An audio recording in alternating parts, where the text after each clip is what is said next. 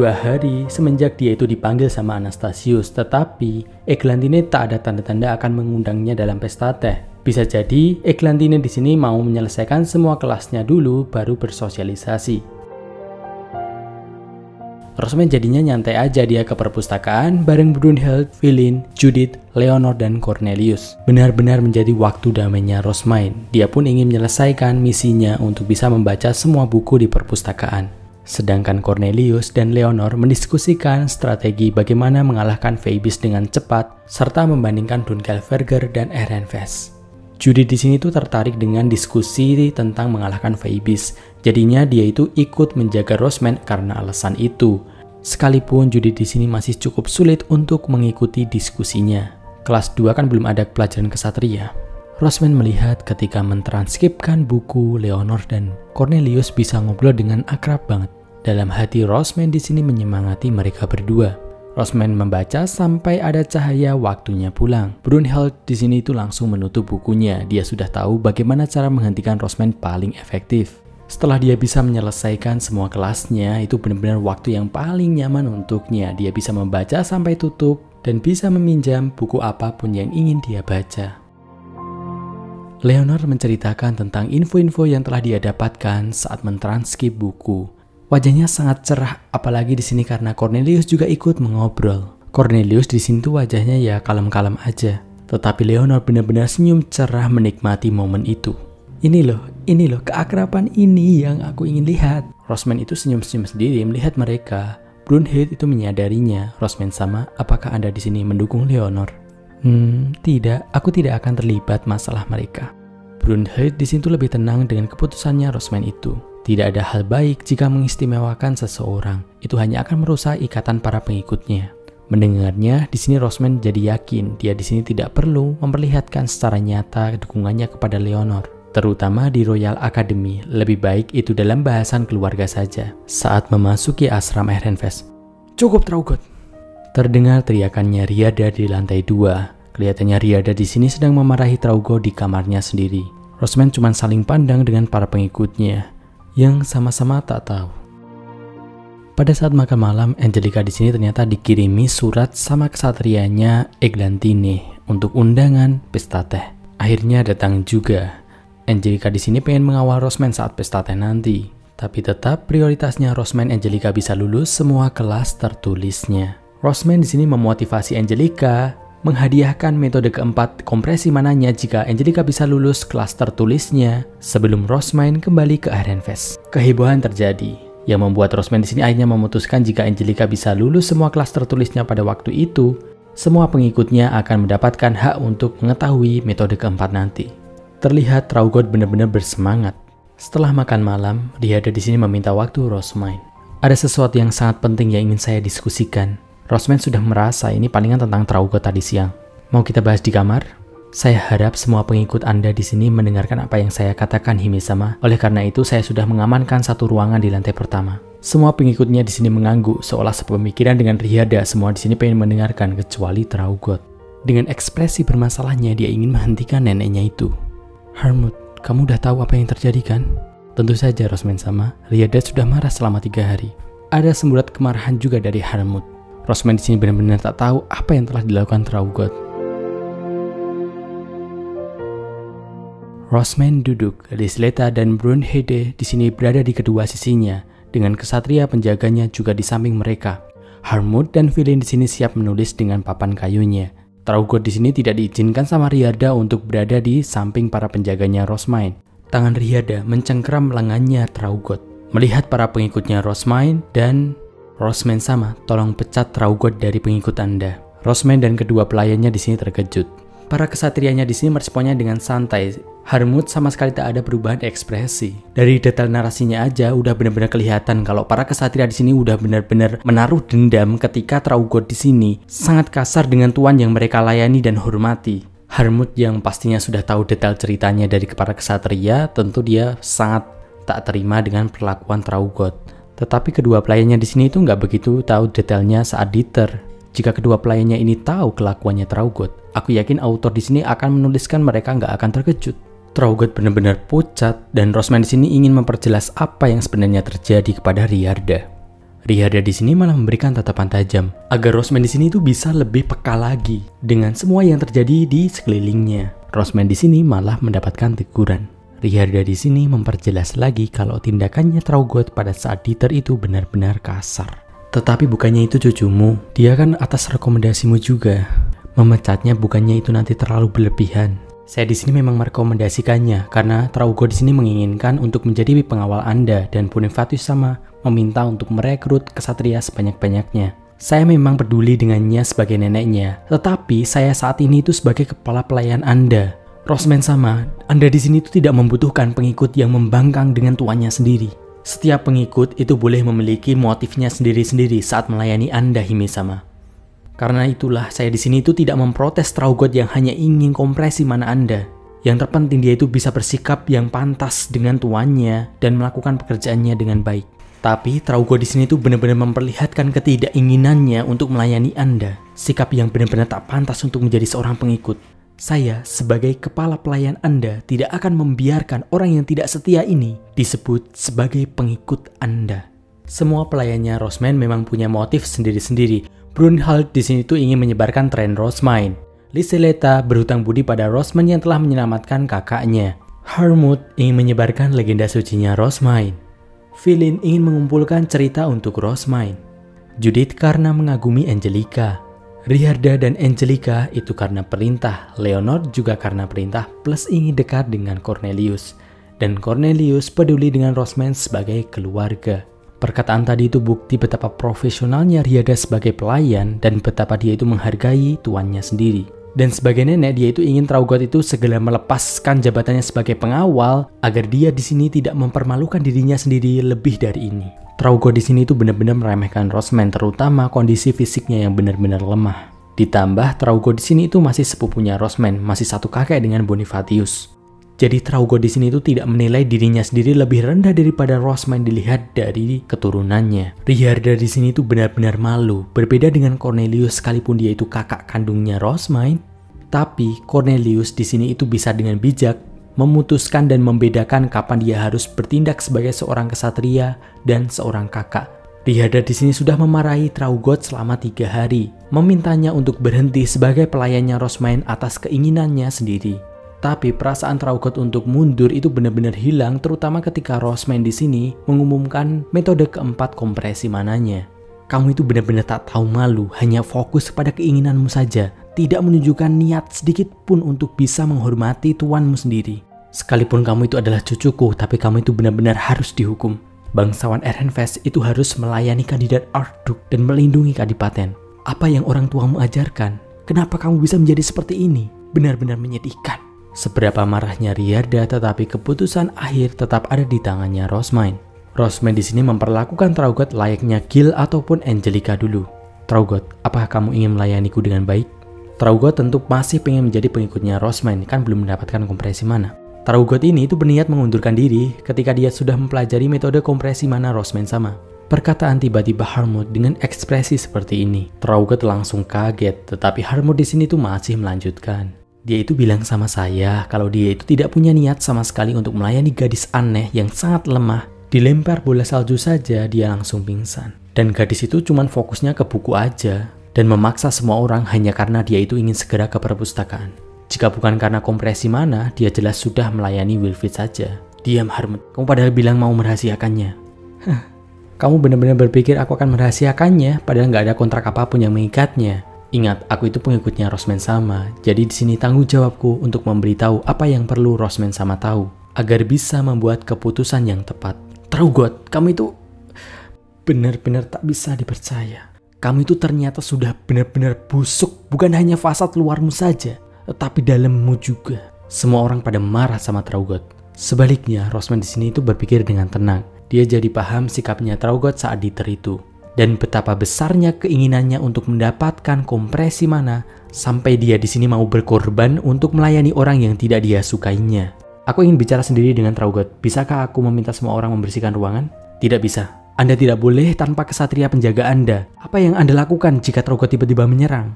Tolong lebih berhati-hati dalam menilai suatu kondisi, Hime-sama. Tapi pastinya ada beberapa hal yang tak ingin dia katakan di depan orang lain kan? Itulah mengapa magic tool pemblokir suara ini dibutuhkan. Anda bisa berbicara secara pribadi, tetapi masih dengan pengawal Anda. Riyarda di sini menggelengkan kepalanya. Bangsawan itu harusnya ketika memecat seseorang itu tanpa diskusi. Tapi ya, mau bagaimana lagi? Obrolan privasi Traugott. Kenapa kamu menginginkan kompresi manaku? Traugott cuma terdiam aja. Aku di sini tuh akan memutuskan sesuatu ketika mendengar semua pihak yang terlibat. Jika kamu di sini hanya diam saja, aku akan mendengarkan pendapat dari orang lain saja. Aku ingin mempelajari kompresi mana?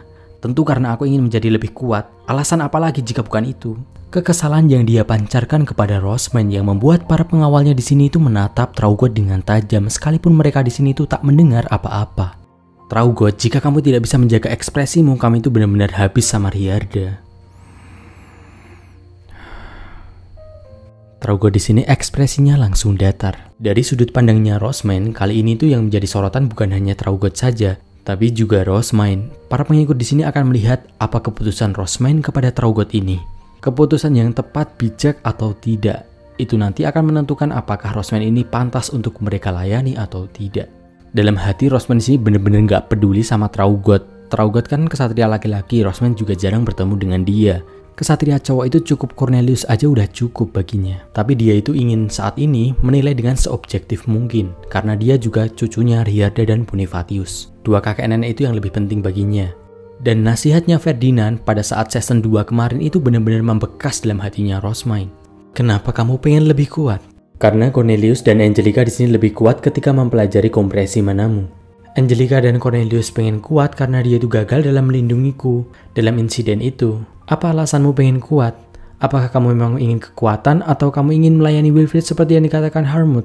Aku tak ingin melayani siapapun. Aku hanya ingin menjadi komandan kesatria seperti kakek dan memburu Phoebus untuk melindungi Kadipaten.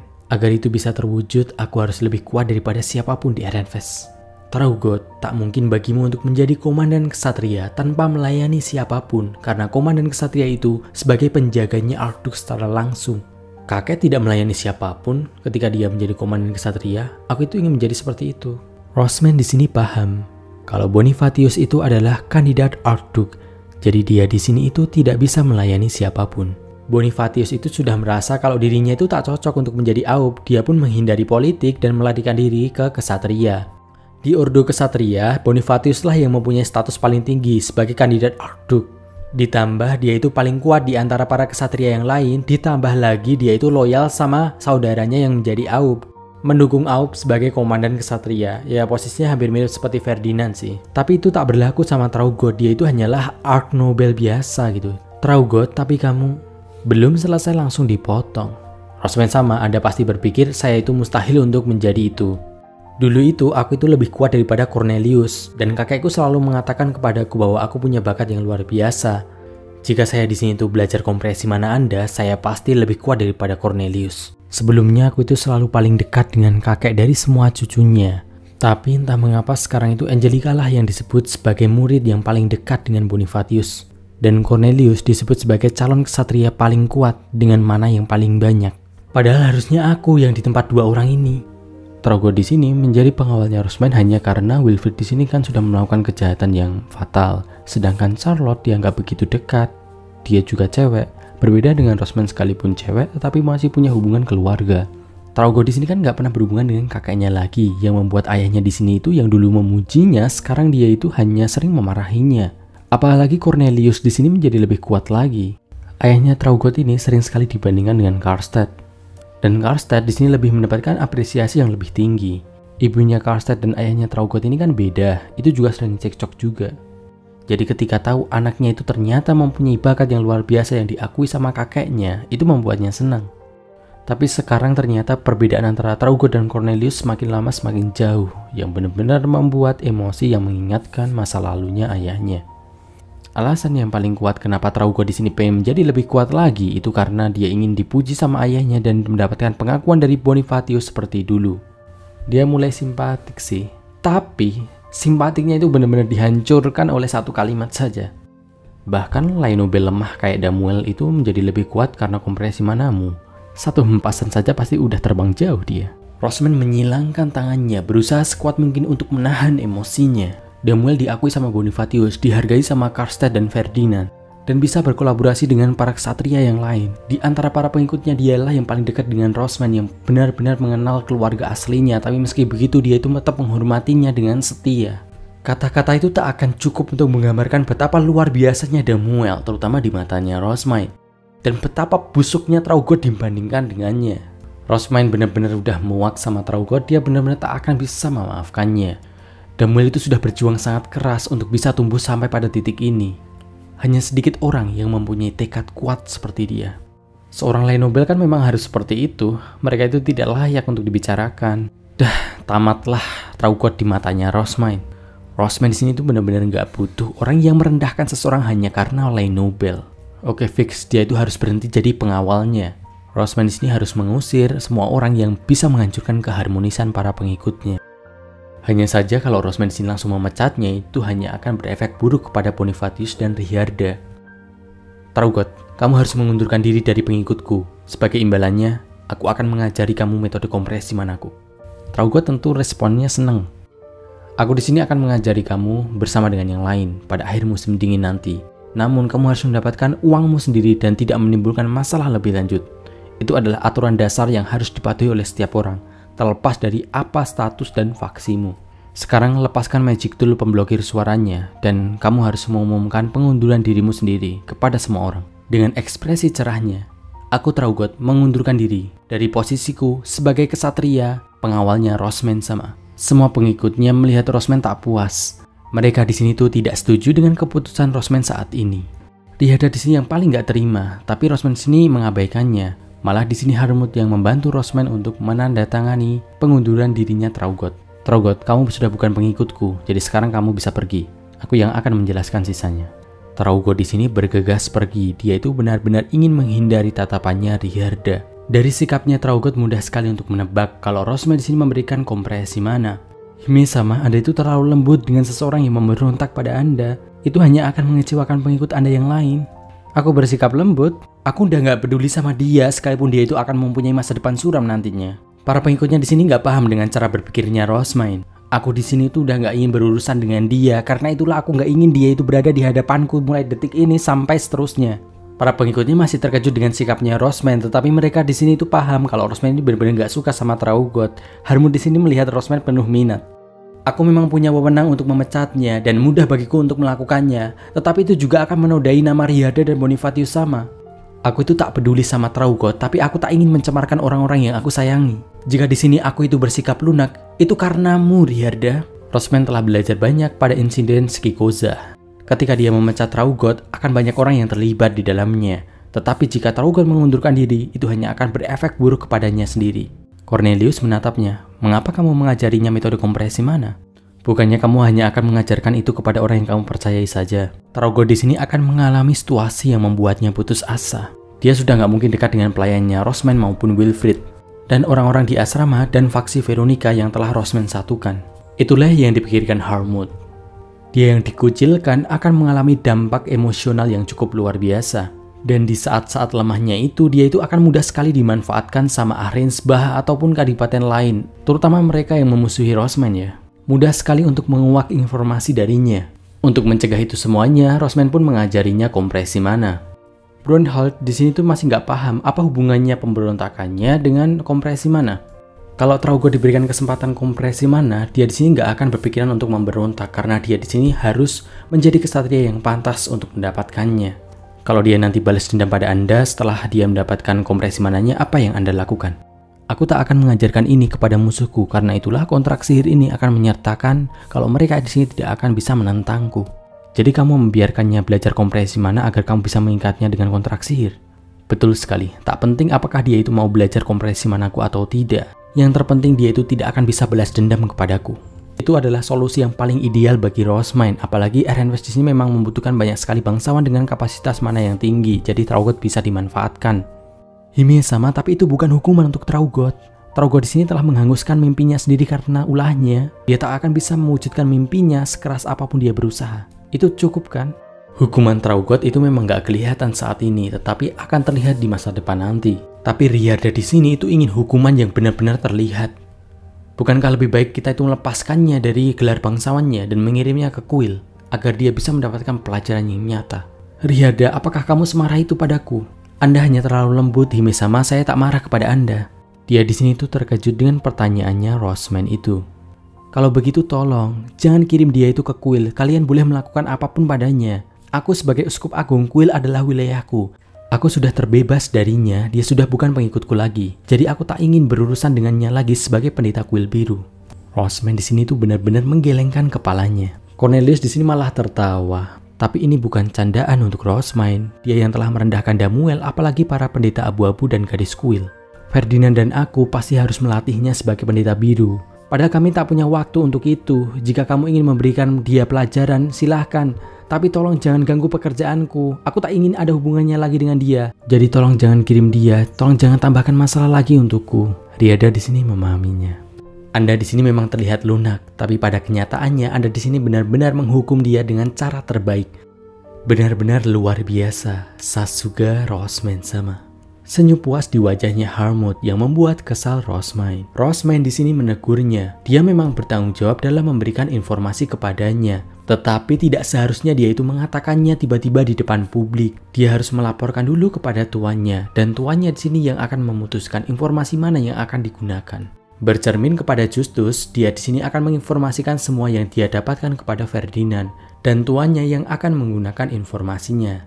Jika di sini kamu itu mencari informasi untukku, maka di sini akulah yang harusnya memutuskan bagaimana dan kapan informasi itu akan digunakan. Kamu itu tidak bertindak sebagai pengikutku jika kamu hanya mengumpulkan apa yang sesuai kebutuhanmu saja. Dan kamu di sini itu seenaknya sendiri dalam menentukan kapan kamu akan menggunakan informasimu. Mendengarnya, Harmut di sini langsung berdiri. Dia pun langsung berlutut di depannya Roseman dan menunduk dengan hormat. Harmut di sini patuh. Itu pun mengakhiri diskusi kali ini. Roseman kehilangan pengikutnya, dan yang paling menyesakkan dada, dia kehilangan waktu membacanya setelah makan malam. Itulah aksi Roseman untuk memutus hubungan dengan orang yang tak dia sukai, sekaligus untuk mencegah dia itu dendam kepadanya. Dan Roseman juga menyayangi orang-orang yang peduli kepadanya. Sekian, terima kasih banyak, sampai jumpa lagi.